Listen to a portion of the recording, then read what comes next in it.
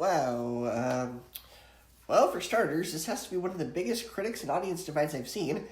Critics seem to dislike it, but audiences seem to really love it. As for me, I'm somewhere in between. It's interesting because this is directed by Anthony and Joe Russo, who directed Captain America the Winter Soldier, Captain America Civil War, Avengers Infinity War, Avengers Endgame, all of which had well-crafted scripts, great characters, and great action.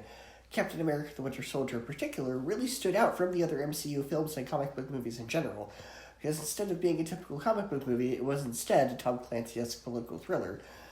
However, ironically, when the Russos tried to do an action movie not based on a comic book, it turns out pretty typical. Yeah, there's not much about this one that sets it apart from other spy movies. The action is well shot, and I think can keep the audience engaged. Ryan Gosling, surprisingly, is a really good action star, and he has a good dynamic with Ana de Armas, as well as the kid in the movie that he's trying to protect. Though I do wish they had fleshed out Gosling's character a bit more. Maybe there could have been more scenes and more connection with him and the kid. Maybe they could have fleshed out the romance between him and de Armas a little bit more. There's some room for improvement. It was a little bit rushed.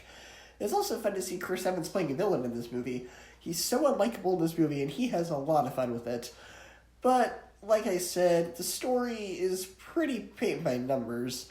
And even though the action is well shot, you could easily splice in footage from other spy movies like Mission Impossible or James Bond, and I don't really think anybody would notice. It's pretty indistinguishable from the other films of this genre. And yeah, the script, also pretty paint by numbers.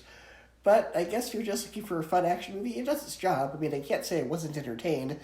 But if you're going in expecting something that's going to completely blow you away and do something completely unexpected like the Russo's Marvel films, you'll probably be pretty disappointed.